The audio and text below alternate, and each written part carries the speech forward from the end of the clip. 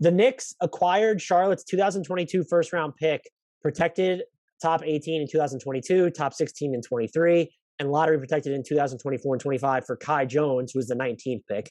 They acquired Quentin Grimes and Detroit's 2024 second round pick from the Clippers for Keon Johnson, the number 21 pick. They acquired Rokas Jokubaitis, who I know very little about, and Deuce McBride. That was the number 34, number 36 picks for Jeremiah Robinson Earl, the number 32 pick. So they basically flipped number 32 for number 34 and number 36. They acquired via sign and trade, Evan Fournier on a 4-year, $73 million deal, $19 million salary in that fourth and final year as a team option from the Celtics. They signed Kemba Walker to a 2-year, $17.9 million deal. They signed Alec Burks to a 3-year, $30 million deal. The $10.5 million salary in that final season is a team option. They signed Nerlens Noel to a 3-year, $27.7 million deal. His $9.7 million salary in the final season is a team option.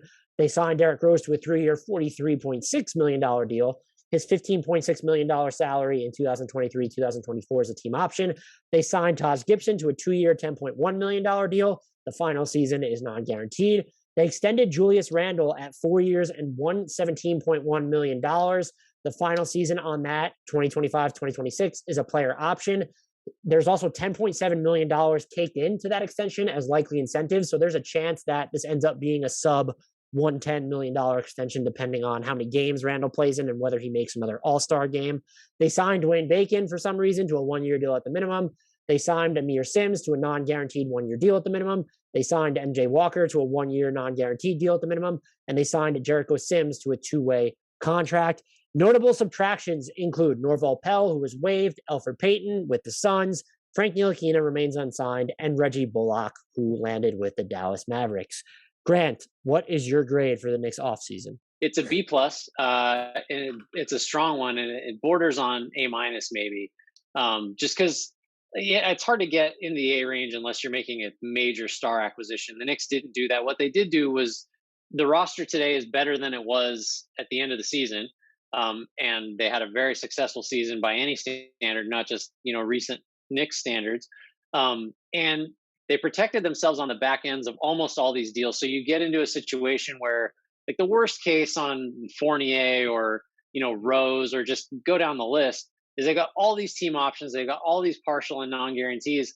Is if it's an overpay, or if you've just botched one or all of these, they're expiring in a year, or they're you've got all these protections. And the flip side is, the best case is these turn out to be market value deals that are flippable with your picks, all of which the Knicks own. They have all their own picks going forward, first rounders anyway.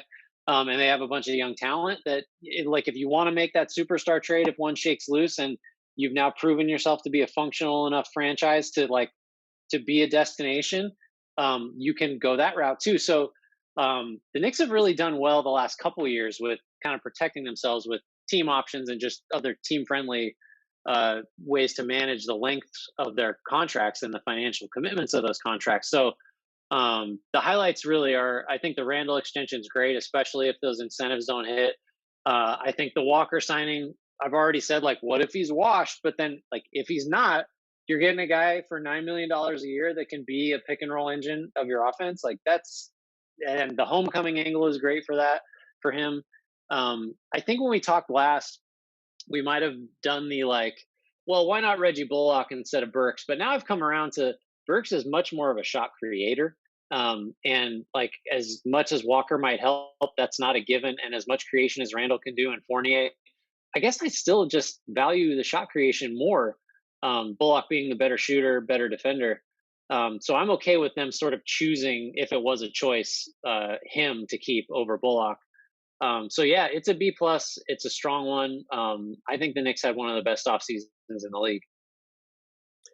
Yeah, and just to correct myself, because I had the pronunciation pulled up, and I was scrambling to find it amongst the many tabs that I had and couldn't in the moment. That's Jokubaitis, who the Knicks got as the number 36 pick, a part of that trade where they sent number 32 to OKC, who, by the way, must have really wanted Jeremiah Robinson Earl. I also gave the Knicks a B+ overall, though. There were qualms. I think a lot of these deals, the outlook on them changed when you find out that the third year is a team option.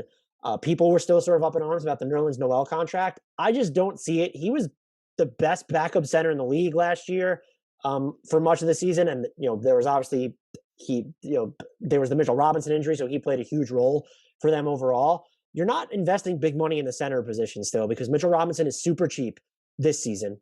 So there's 1 year, if you're looking at that third year non-guarantee on Nerlens Noel's contract, plus Mitchell Robinson getting a raise next season, where they're going to be paying those two real money at the same time. That's fine to me. I hate the Derrick Rose deal. Yes, it's cool that the final season is non-guaranteed. I get how important he was to your offense last season, improved it by double-digit points per 100 possessions. The dude is just still always banged up.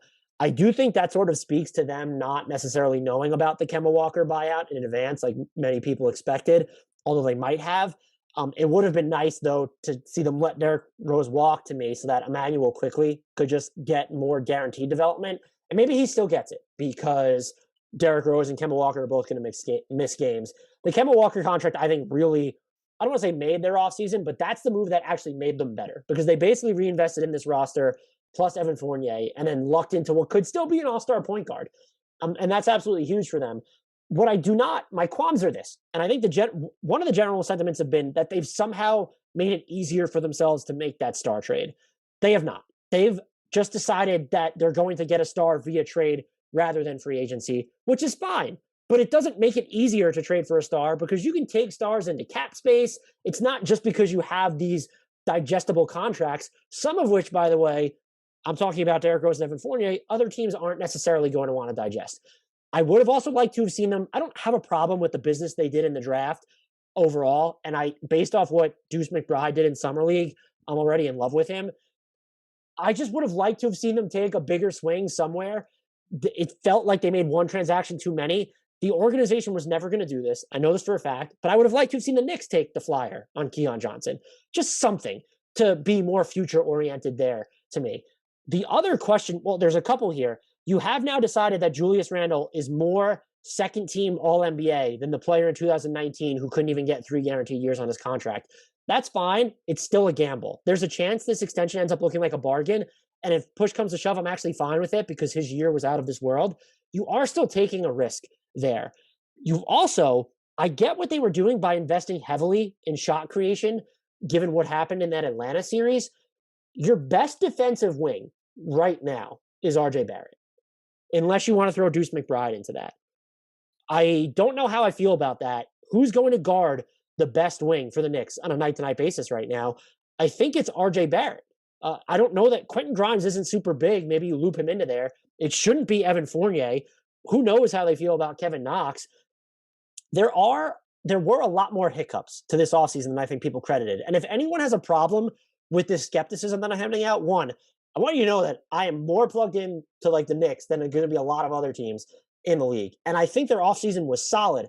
But if you have a problem with the skepticism of this team is still entering a prove-it year, I want you to show me the receipt from last summer on which that you wrote RJ Barrett was going to turn into a 3-and-D wing and that Julius Randle was going to make second-team All-NBA, that Alec Burks was going to be one of the most efficient crunch time players in all of basketball. I want to see those receipts because the Knicks don't get the blind faith. They haven't earned it. I think this was a great offseason for them. Again, the Kemba Walker move is huge because I think it also informs where they are as a franchise that players actually want to come here. Kemba Walker can talk about how he wanted to team up in New York in 2019 with Kevin Durant. And no, he didn't. Like the Knicks, Kevin Durant made fun of the Knicks back then.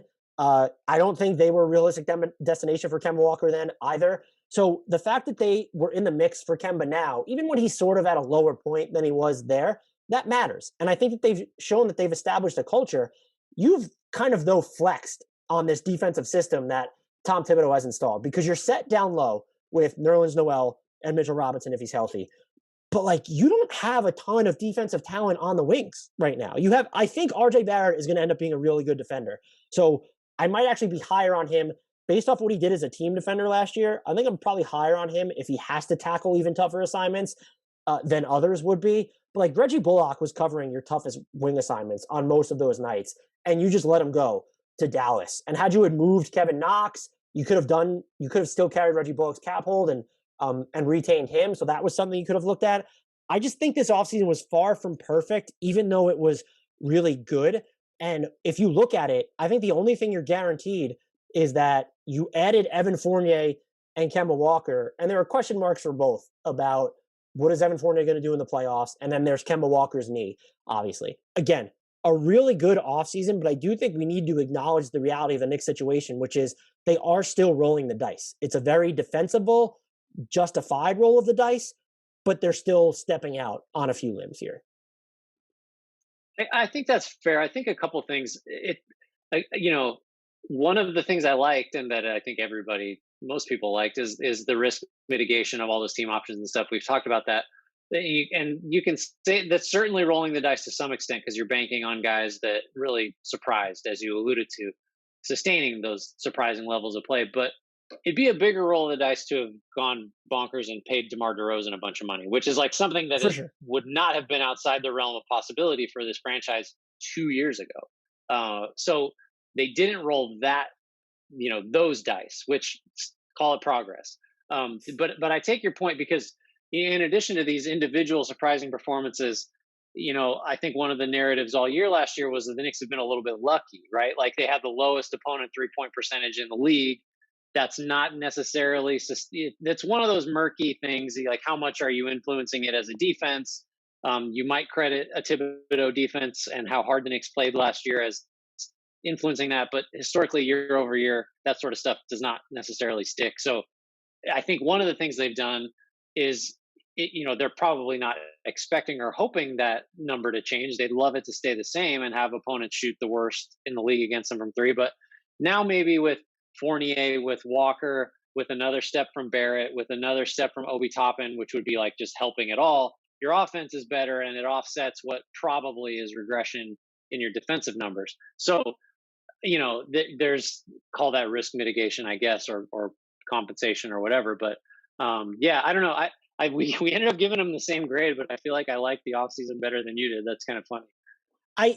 I totally get your point about they didn't go out and do something stupid, but at some point the baseline for them has to change there. And I'm not Yeah. even saying there are moves that they shouldn't have done. It's what was Derrick Rose's leverage to get that average annual value? What was Evan Fournier's leverage to get the fourth guaranteed year?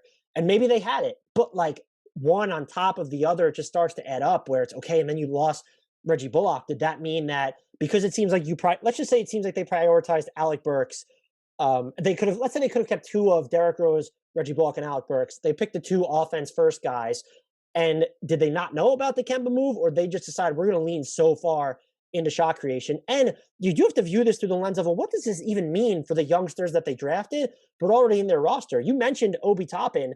How much are they actually going to play him? Because they did bring Taj Gibson and Nerlens Noel back, and Mitchell Robinson's going to be healthy. How much is Emmanuel Quickly going to play if Kemba Walker and Derrick Rose are both healthy? And you have Alec Burks there, who you just paid. So they're not married to any one direction. But we need to move beyond the point of, the Knicks didn't fuck up the offseason, so it was a great offseason. Objectively, even by tougher standards, they had a good offseason.